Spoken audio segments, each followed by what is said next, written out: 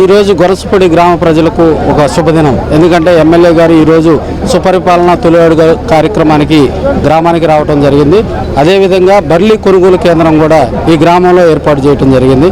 పొగాకు రైతు సమస్యల మీద ఒక రైతు బిడ్డగా కూడా అహర్నిశలు శ్రమిస్తున్నటువంటి అటు పర్చూరు ఎమ్మెల్యే ఏలూరు సాంబశివరావు గారు, అదేవిధంగా గొనసపూడి గ్రామ నివాసి, అదేవిధంగా మనకి విక్రమ్ నారాయణ గారు కూడా మనతో ఉన్నారు. వారిరువురు కూడా ఈ గ్రామ అభివృద్ధికి చేస్తున్నటువంటి కృషి అభినందనీయం. ఈ గ్రామంలో ఈ పొగాకు ఏర్పాటు తదితర విషయాలు మనతో పాటు విక్రమ్ నారాయణ గారు ఉన్నారు. ఆయన అడిగి మరిన్ని విషయాలు తెలుసుకునే ప్రయత్నం చేద్దాం. సార్, రైతుల కోసం ఈరోజు భారీగా కూడా పొగాకు వేలం కేంద్రాన్ని ప్రారంభించడం జరిగింది. మీరు ఎలా ఫీల్ అవుతున్నారు? చాలా ఆనందంగా ఉందండి. మా గొనసపూడి గ్రామంలో పొగాకు వేలం చేస్తూ మా గ్రామంలోనే కొనుగోలు చేసే పద్ధతి తీసుకొచ్చినందుకు ఏలూరు సాంబశివరావు గారికి మా రైతులందరి తరపున కూడాను మేము ఎంతో కృతజ్ఞత తెలియజేసుకుంటున్నాము. ఒక వ్యక్తికి తెలివితేటలుండి ఆయన రైతులకి ఉపయోగపడే చదువులు చదివి ప్రజలందరికీ, వాళ్ళ గ్రామ ప్రజలు లేకపోతే వాళ్ళ చుట్టుపక్కల ప్రాంత ప్రజలందరికీ సేవ చేయాలనుకొని అలా సేవ చేస్తూ మళ్ళా సొంత డబ్బులతో కూడాను ఎన్నో కంటి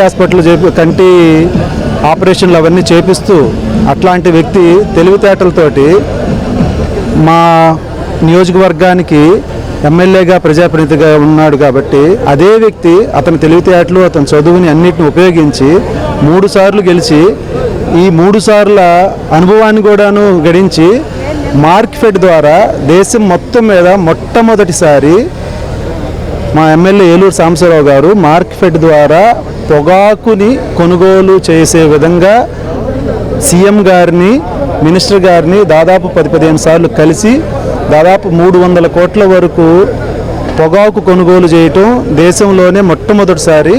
అలాంటి తెలివైన వ్యక్తి, రైతులకు ఉపయోగపడే చదువుకున్న మాస్టర్స్ చేసిన వ్యక్తి మా ఎమ్మెల్యేగా, మా ప్రజాప్రతినిధిగా ఉండటం మాకెంతో అభినందనీయంగా ఉంది.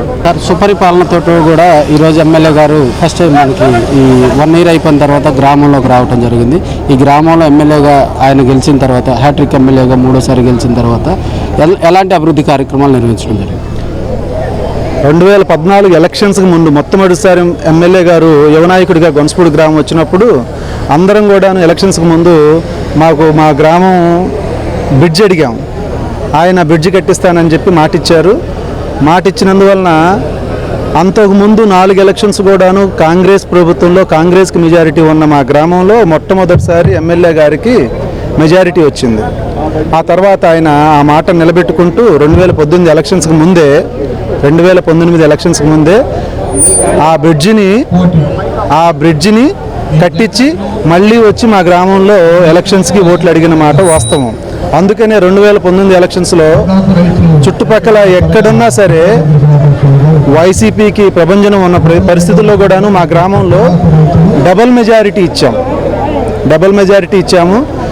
ప్రభుత్వంలో లేకపోయినా ఎమ్మెల్యేగా గెలిచి వారు మళ్ళీ మా గ్రామానికి దాదాపు 60 లక్షల రూపాయల ఎంపీ ఫండ్స్, ఆయన ఎంపీలతో మాట్లాడి ఎంపీ ఫండ్స్ తీసుకొచ్చి మా గ్రామంలో 60 లక్షల రూపాయల అభివృద్ధి పనులు తీసుకొచ్చారు. దాంతో మా గ్రామ ప్రజలందరూ కూడాను మరలా వారికి మళ్ళీ డబుల్ మెజారిటీ ఇచ్చి ఈసారి 520 మెజారిటీ ఇచ్చాము. గడిచిన 3 సార్లు, అంతకుముందు 4 సార్లు ఎప్పుడు కూడాను కాంగ్రెస్ ప్రభుత్వానికి మెజారిటీ వచ్చేది. గడిచిన 3 సార్లు ఎమ్మెల్యే గారు మా గ్రామం మీద ఉన్న ప్రత్యేక దృష్టి వలన 150, 280, 520 అట్లా మెజారిటీ పెంచుకుంటా మళ్ళీ మేము కూడాను కృతజ్ఞతాభావంతో ఎమ్మెల్యే గారికి ఓట్లు వేయటం జరిగింది. మరి ఈసారి ఎలక్షన్ అయిపోయిన మరుక్షణం దాదాపు ₹1 కోటి వరకు సీసీ రోడ్లు కానీ ₹1 కోటి పనులు చేపించారు కేవలం ఈ 1 సంవత్సరంలో. ఇప్పుడు మళ్ళీ ₹1 కోటికి సీసీ రోడ్లు, సిమెంట్ రోడ్లు ఇప్పుడు చూసొచ్చారు. మొత్తం కూడాను సీసీ రోడ్లు ₹1 కోటికి శాంక్షన్ చేయించారు. వాటితో పాటు డ్రైనేజ్ శాంక్షన్ చేయించారు. దాంతోపాటు చపటా అనేది లోతట్టుంటే ఆ చపటాన్ని కూడాను ఆల్రెడీ కారులో వస్తూనే ఏఈ గారితో మాట్లాడి, డిఈ గారితో మాట్లాడి అది కూడా క్లియరెన్స్ ఇచ్చారు. సో మేము మళ్ళీ కృతజ్ఞతాభావంతో మళ్ళీ వచ్చే ఎలక్షన్స్లో ఎమ్మెల్యే గారిని మరి మా కృతజ్ఞతను మేము చూపించుకుంటాం ఆయనకు ఓట్లు వేసే రూపంలో.